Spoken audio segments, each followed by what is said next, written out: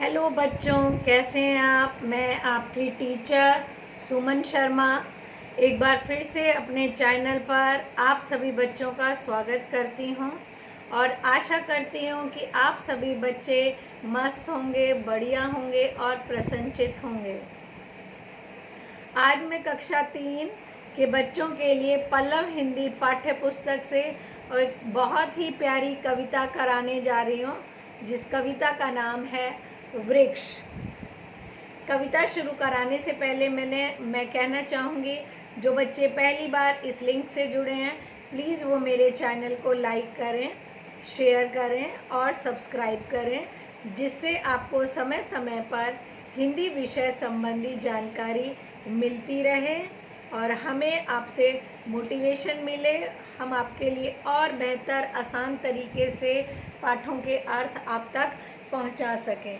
तो बच्चों, शुरू करती हूँ कविता पाठ 13 वृक्ष, जिसके कवि हैं श्री प्रसाद जी। अंकुर मिट्टी में सोया था, सपनों में खोया था। वृक्ष, जैसे कि नाम से ही पता चलता है कि ये कोई पेड़ है, ट्री है, उससे संबंधित कविता है। पेड़ पौधे हमारे जीवन के लिए, हमारे पर्यावरण के लिए बच्चों बहुत ही ज़रूरी हैं। और इस कोरोना टाइम में तो आप सबको पता है कि ऑक्सीजन की कैसे कमी थी।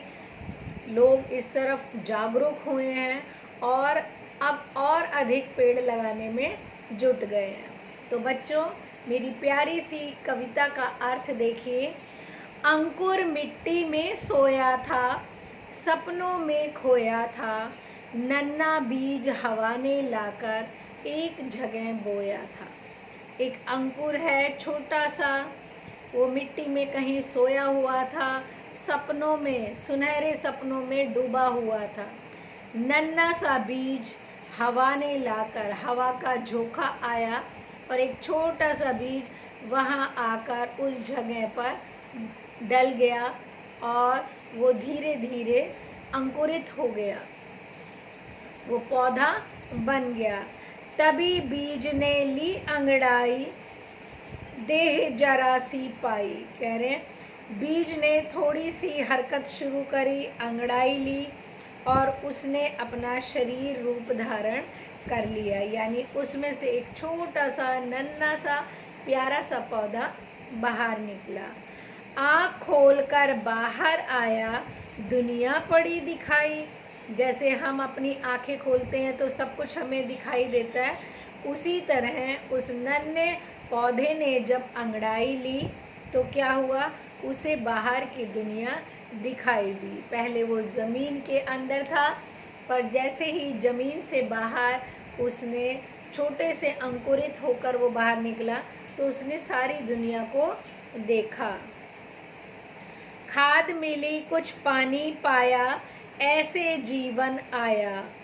ऊपर बढ़ा इधर, धरती में नीचे उधर समाया। क्या कह रहे हैं, उसे खाद मिली और कुछ पानी मिला। इस तरह उसकी जो चर्या थी बढ़ने की, वो बढ़ने लगी, क्योंकि हर पौधे को हवा पानी चाहिए। तो यहाँ पे भी उस पौधे को खाद मिली और पानी मिला और उसका जीवन चल पड़ा। ऊपर बढ़ा, दाएं बाएं हवा के झोंकों से दाएं बाएं होता हुआ थोड़ा सा बड़ा हो गया। ऊपर बढ़ा इधर धरती में, नीचे उधर समाया। जैसे जैसे ऊपर बढ़ता गया वैसे वैसे ज़मीन के अंदर भी उसकी जड़ें फैलती चली गई। तने डालियाँ पत्ते आए और फूल मुस्काए। अब ज्यों ज्यों वो छोटा सा पौधा बड़ा होता चला गया, समय के हिसाब से उसके अंदर तने आए, डालियाँ भी बनी, पत्ते भी आए और फूल मुस्कुराए और फूल भी खिलने लगे। यानी वो छोटा सा बीज अंकुरित होकर बड़ा पौधा, पेड़ बन गया।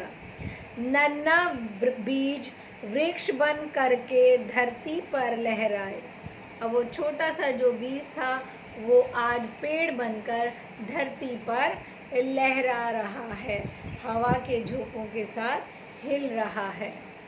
जीता मरता रोगी होता, दुख आने पर रोता, वृक्ष सांस लेता, बढ़ता है, जगता है, फिर सोता।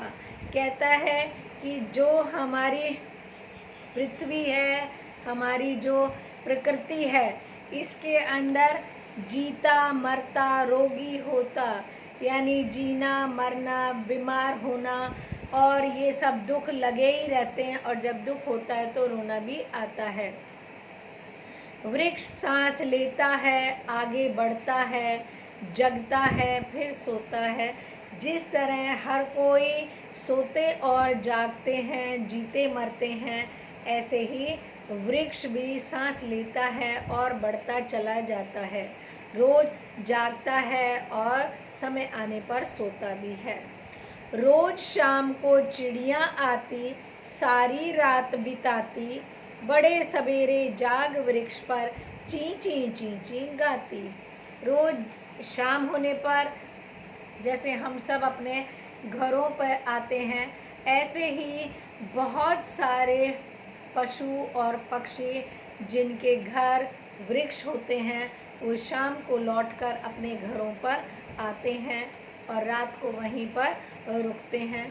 और बड़े सवेरे 4-5 बजे जब सूरज निकलने को होता है, उससे भी बहुत पहले जाग जाते हैं और ची ची ची ची करके मधुर ध्वनि में बोलते रहते हैं। छाया आती बड़ी सुहाती, टोली आज जुट जाती, बैठ वृक्ष के नीचे अपने सुंदर खेल रचाती। अब ज्यों ज्यों वो पेड़ बड़ा होता जा रहा है, विशाल होता जा रहा है, तो उसकी छाया भी सबको ठंडक पहुंचाती है, सबको अच्छी लगती है। टोलियाँ, जो बच्चे इधर उधर खेलते हैं, वो फिर पेड़ों के नीचे आकर खेलते हैं। बैठ वृक्ष के नीचे और पेड़ों के नीचे ठंडी छांव में बैठकर वो सुंदर सुंदर खेल खेलते हैं। श्री प्रसाद जी ने वृक्ष पेड़ के माध्यम से ये बताना चाहा है कि पेड़ पौधे हमारे मित्र हैं, वे हमें खुशियाँ देते हैं। खुशियों के साथ साथ बच्चे वो हमें हर ज़रूरत का सामान देते हैं, खाने को भी, पहनने को भी, बनाने को भी, हर चीज़ पेड़ पौधों की हमारे काम आती है। तो ये हमारा फ़र्ज़ बनता है कि हम उन्हें सुरक्षित रखें, उन्हें ध्यान से रखें और अधिक मात्रा में पेड़ पौधे लगाएं, क्योंकि ये मनुष्य के सबसे अच्छे दोस्त हैं। आई होप श्री प्रसाद जी की ये कविता आप सबको अच्छे से समझ में आई होगी। अब जरा इसके शब्दार्थ करते हैं। अंकुर, अंकुर यानी अफवा, देह यानी शरीर, तना यानी पेड़ का जमीन के ऊपर का मोटा भाग जहाँ से शाखाएं निकलती हैं। वृक्ष यानी पेड़, टोली यानी झुंड या मंडली। एक बार पुनः आप इस कविता को पढ़ें, समझें, आपको अच्छे से समझ में आ जाएगी।